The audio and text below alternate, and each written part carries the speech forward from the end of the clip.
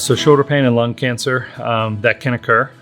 Many patients come in. There's probably two main things people get concerned about when they come to see me and we get x-rays.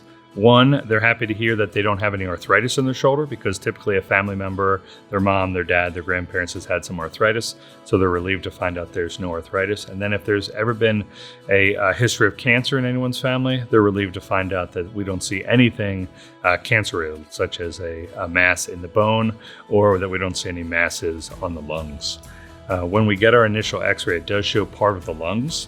So if there is something called, if there's any lung cancer associated, the most common lung cancer we see is something called a Pancoast tumor, which typically forms in like the apical portion of the lung or the top portion of the lung, which does show up on a shoulder x-ray. And if you have a Pancoast tumor that can present with shoulder pain, it's probably not the most common cause of shoulder pain, but it is something we definitely want to look into. If someone comes in with shoulder pain and we get an x-ray and we see something abnormal on the lungs of that x-ray, that's when we get a better imaging study, typically a chest CT, to look at that and to get a better diagnosis. I think many people get concerned when they start having shoulder pain. You start doing a Google search because many of the things that come up cause significant concern. One of those being, is my shoulder pain coming from lung cancer or some other type of tumor?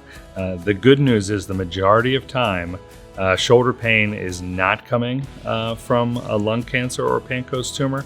It's probably less than 3% of the time it's actually truly coming from that. Most of the time, shoulder pain is actually coming from a problem like we discussed before, either a bicep problem in the shoulder, either inflammation in the shoulder, or sometimes a rotator cuff tear. I think if you're trying to delineate if your shoulder pain is coming from a tumor, I think one of the big warning signs that would make you think it is more tumor-related is something called Horner's syndrome that can present with a Pancoast tumor.